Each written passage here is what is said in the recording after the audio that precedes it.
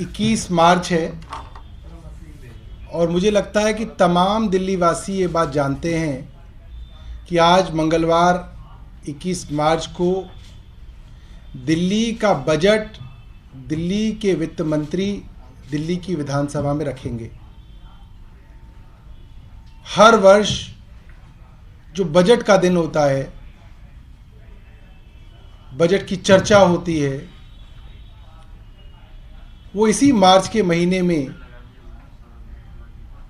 Parliament में और अलग अलग राज्यों की विधानसभाओं में होती है। और मैं ये कहूँ तो गलत नहीं होगा कि बजट जो है एक प्रजातंत्र का पर्व है, पर्व की तरह मनाया जाता है, पर्व की तरह चर्चा होती है और कह सकते हैं कि बहुत ही पवित्र इंस्टीट्यूशन है और बहुत पवित्र जो है ये इसकी कार्रवाई होती है, सैक्रोसैंक्ट है अगर अंग्रेजी में कहूँ।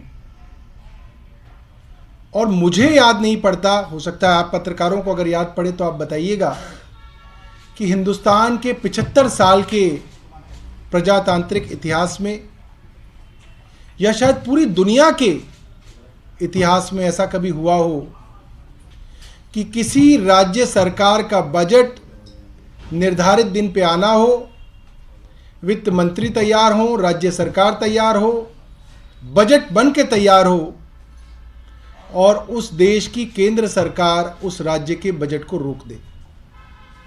ये तो इतनी शर्मनाक बात है कि हमारे लिए पूरी दुनिया में हम अपने इस प्रजातंत्र का मजाक उड़वा रहे हैं। हम G20 में अलग अलग देशों के लोगों को यहां बुला रहे हैं, लोग कई महीनों से यहां पे आ रहे हैं, कभी इटली से कोई होता है, कभी जापान से कोई होता है। वो अखबार देखता होगा तो क्या समझता होगा कि इस देश की केंद्र सरकार, प्रधानमंत्री जी एक छोटे से राज्य के बजट को रोक रहे हैं, तो बहुत शर्म की बात है। एक लोकनायक जयप्रकाश हॉस्पिटल के अंदर स्ट्रेचर खींचने वाला एक वार्ड बॉय सोच रहा होगा कि इस देश की केंद्र सरकार मेरी तनख्वाह रोक रही है।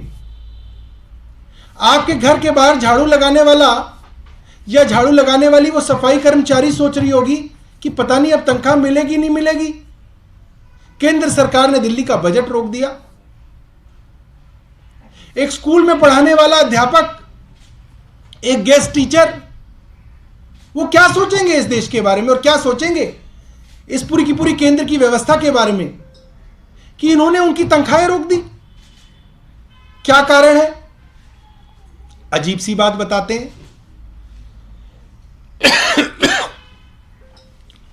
खबरें प्लांट करते हैं। अरे आइए ना, स्टेटमेंट दीजिए ना। क्यों नहीं देश के प्रधानमंत्री स्टेटमेंट दे देते? खबरें प्लांट क्यों की जाती हैं? गुमराह करने के लिए।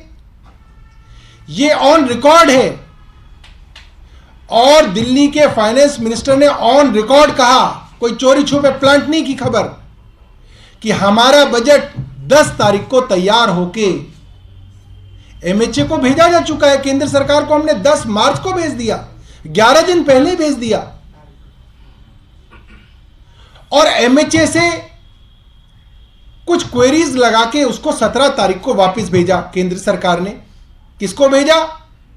वित्त मंत्री को नहीं भेजा, मुख्यमंत्री को नहीं भेजा, मुख्य सचिव नरेश कुमार जी को भेज दिया।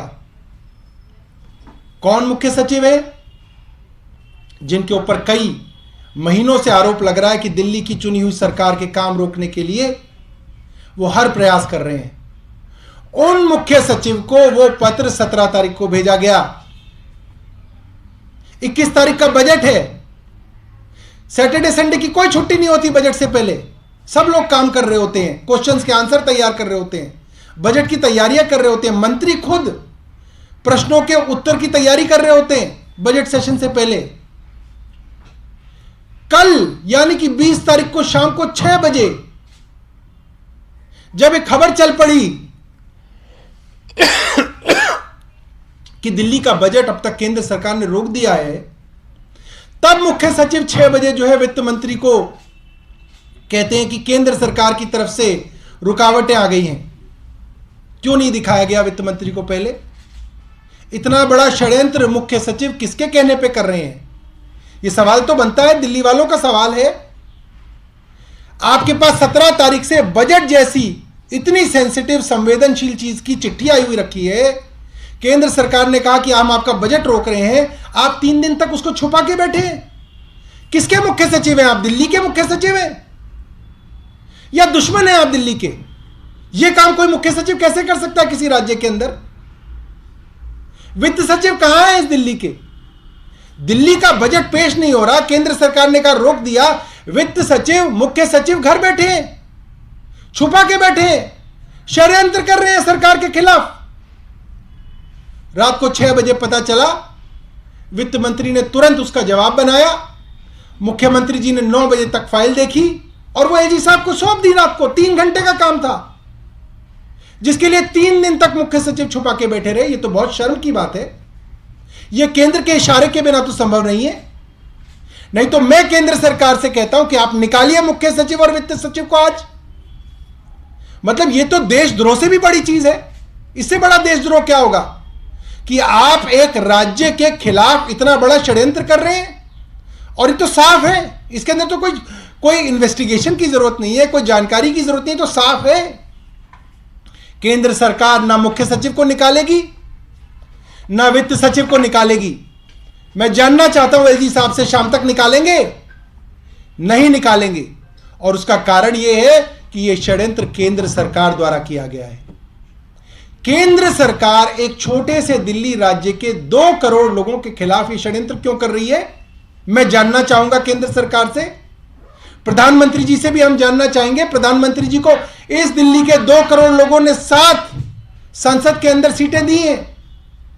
उनकी भी जिम्मेदारी है उतनी ही दिल्ली के प्रति जितनी किसी और की है। यह कैसे संभव है कि इस तरीके के षड्यंत्र हो रहे हैं?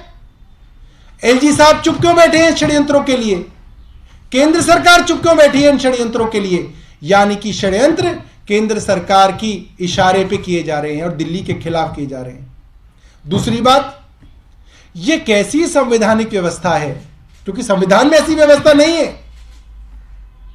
कि एक राज्य का बजट, जो कि एक बहुत ही सेक्रोसेंट और सीक्रेट डॉक्यूमेंट होता है, वो डॉक्यूमेंट सदन के पटल पर रखने से पहले किसी को नहीं दिखाया जाता।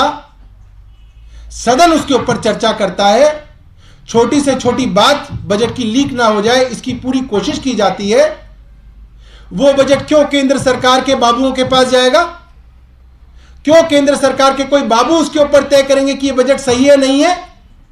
क्या केंद्र सरकार के एमएचए के बाबू दिल्ली की चुनी हुई सरकार से ऊपर हैं कि वो बताएंगे केंद्र की तरफ से दिल्ली की चुनी हुई सरकार को और दिल्ली के चुने हुए विधानसभा को कि ये सही है, ये गलत है? ये कैसे हो सकता है? ये तो गलत है। ये संवैधानिक व्यवस्था हो ही नहीं सकती। ये किसी भी प्रजातांत्रिक मापदंडों के ऊपर सही नहीं उठ सकता, सही नहीं है, खरा नहीं है। आप इस पर चर्चा कर लीजिए कि केंद्र सरकार का कोई बाबू बताएगा दिल्ली की चुनी हुई विधानसभा को कि आपका बजट क्या होना चाहिए। यह कैसे संभव है? एक अप्रजातांत्रिक और एक असंवैधानिक व्यवस्था दिल्ली के ऊपर थोपी जा रही है, जो कि गैर कानूनी है और गैर संवैधानिक है। कहा जा रहा है और झूठ कहा जा रहा है, झूठ बार बार कहा जा रहा है कि साहब कैपिटल एक्सपेंडिचर ज्यादा कम है, एडवर्टाइजमेंट का बजट ज्यादा है। कमाल है, आप इतनी बड़ा झूठ कैसे बोल सकते हैं? 20,000 करोड़ से ज्यादा का कैपिटल एक्सपेंडिचर है दिल्ली के बजट में, और जो एडवर्टाइजमेंट का बजट है वो पिछले साल भी उतना ही था जो इतने साल है, करीब 500 करोड़ रुपए है। मैं जानना चाहूंगा भारतीय जनता पार्टी को, और मैं चैलेंज करना चाहूंगा उनको, आइए मैदान में, पूरी दिल्ली घूम के देख लीजिए आप, दिल्ली के अखबार निकाल के देख लीजिए आप। पूरी दिल्ली में भारतीय जनता पार्टी के उत्तर प्रदेश के मुख्यमंत्री योगी जी, हरियाणा के मुख्यमंत्री खट्टर जी, कभी उत्तराखंड के मुख्यमंत्री धामी जी, कभी मध्य प्रदेश के भाजपा के मुख्यमंत्री शिवराज सिंह चौहान जी, इनके होर्डिंग लगे हुए हैं पूरी दिल्ली में। हर बस स्टैंड पे इनके होर्डिंग लगे हुए हैं। और गुड़गांव के अंदर आप चले जाइए तो एक खंबा नहीं मिलेगा आपको, मेट्रो का एक खंबा जिसके ऊपर प्रधानमंत्री और खट्टर जी के होर्डिंग ना लगे हो। आप जाके देख लीजिए, आप जिधर नजर घुमाएंगे वहां पे भारतीय जनता पार्टी के मुख्यमंत्री और प्रधानमंत्री दोनों की तस्वीरें नजर आएंगी। आपको वो नजर नहीं आती, वो एडवर्टाइजमेंट। दिल्ली के अंदर क्या हक है उनको एडवर्टाइजमेंट देने का? वो तो यूपी और मध्य प्रदेश से भी दिल्ली में एडवर्टाइजमेंट करेंगे, और दिल्ली की सरकार एडवर्टाइजमेंट करे तो केंद्र सरकार का कोई बाबू बताएगा हमें कि हमको क्या हक है क्या हक नहीं है। ये गलत है और ये झूठ है, और ये बहुत शर्म की बात है कि केंद्र सरकार ऐसे झूठ जो है प्लांट कर रही है। ये नहीं करना चाहिए, ये बहुत शर्मनाक है। Sir, has the budget been sent now to the MHA by the Chief Minister? I have no knowledge about it. What I know is that yesterday night at around 9 p.m. it was sent by the Honorable CM to the Honorable LG. Saurabh, there has been talks of the CM inviting Chief Ministers of non-Congress ruled states. I have no idea about it. Saurabh, ये भी कहा जा रहा है कि केजरीवाल सरकार ने पिछले 2 साल में जो प्रचार की जो राशि है उसको 2 गुना की है। अभी तक तो कह रहे थे कि वो 1 साल में किया। मैं आपको ये बता रहा हूं, पिछले साल जितना था वो भी तो बजट केंद्र ने ही अप्रूव किया, वो बजट भी तो एलजी ने अप्रूव किया। इस साल भी उतना ही है। जो बार बार कहा जा रहा था कि बढ़ गया, कहां बढ़ गया? झूठ बोला जा रहा है। और कमाल की बात है कि एलजी दफ्तर से झूठ बोला जाता है और उसकी कोई जवाबदेही नहीं है। झूठ बोल देते हैं और फिर हंसने लगते हैं कि ठीक है कोई बात नहीं। सौरभ जी, ये जो आप कह रहे हैं कि फाइल भेजी गई कल रात को 9 बजे, तो अब ये माना जाए कि दिल्ली सरकार की तरफ से कोई और औपचारिकता नहीं करनी है, फाइल भेज दी गई है एलजी को। दिल्ली सरकार की तरफ से 10 तारीख को सारी औपचारिकता पूरी हो चुकी थी। 10 तारीख को, उसके बाद कुछ नहीं बचा था। ये सारा का सारा जो षड्यंत्र है ये केंद्र सरकार रच रही है, और षड्यंत्रों की कोई सीमा कोई ना, वो फिर कोई नया षड्यंत्र रच सकते हैं। कल रात को 9 बजे मुख्यमंत्री जी ने भेज दिया है। लोग ये जरूर जानना चाहेंगे कि इसमें केंद्र सरकार का वो नहीं दिख रहा है, क्योंकि सीएस पे भी अगर आप आरोप लगा रहे हैं तो वो तो दिल्ली सरकार के ही सीएस हैं, प्रिंसिपल सेक्रेटरी फाइनेंस भी दिल्ली सरकार के ही हैं। यानी कि अगर कहीं गड़बड़ी हुई है तो दिल्ली सरकार में ही अंदर में गड़बड़ी हुई है। तो दिल्ली सरकार के मुख्य सचिव हों या वित्त सचिव हों, ये सब केंद्र सरकार द्वारा लगाए जाते हैं, केंद्र सरकार द्वारा हटाए जाते हैं। केंद्र सरकार ही इनके ऊपर कार्रवाई कर सकती है। केंद्र सरकार ही इनको जो है यहां से हटा के अंडमान निकोबार भेज सकती है। ये दिल्ली सरकार के हाथ में नहीं है। ये सारे अफसर, कौन अफसर क्या काम करेगा, अच्छा करेगा बुरा करेगा, सब केंद्र सरकार और एलजी जो है इसको देखते हैं। इसीलिए केंद्र सरकार के इशारे पे पूरा का पूरा काम होता है। इसीलिए सुप्रीम कोर्ट के अंदर जो सर्विसेज का मैटर है वो लंबित है, क्योंकि सुप्रीम कोर्ट के अंदर दिल्ली की चुनी हुई सरकार गई है कि साहब आप ये बताइए कि अगर अफसर लगाया केंद्र सरकार द्वारा जाएगा, हटाया केंद्र सरकार द्वारा जाएगा, ट्रांसफर उसका केंद्र सरकार करेगी, तो वो वही करेगा जो केंद्र सरकार कहेगी। अगर आज कोई अफसर केंद्र सरकार की बात नहीं मानेगा तो उसको हटा के गोवा भेज देंगे, उसको हटा के अंडमान निकोबार भेज देंगे, उसको बंगाल की खाड़ी में भी भेज सकते हैं वो लोग। हम तो नहीं कर सकते। इसीलिए सारा का सारा मामला सुप्रीम कोर्ट में ये है कि इन अफसरों की ट्रांसफर, पोस्टिंग और इनको जो काम, कौन काम क्या करेगा, और अगर कोई काम गलत काम करता है तो उसके ऊपर कार्रवाई, इसका अधिकार दिल्ली की चुनी हुई सरकार को होना चाहिए। और मुझे लगता है कि आज का ये जो उदाहरण है, ये मुझे लगता है सबसे बड़ा उदाहरण है सुप्रीम कोर्ट के लिए भी, कि किस तरीके से दिल्ली सरकार के अफसर केंद्र और एलजी साहब के कहने पर दिल्ली के खिलाफ काम कर रहे हैं।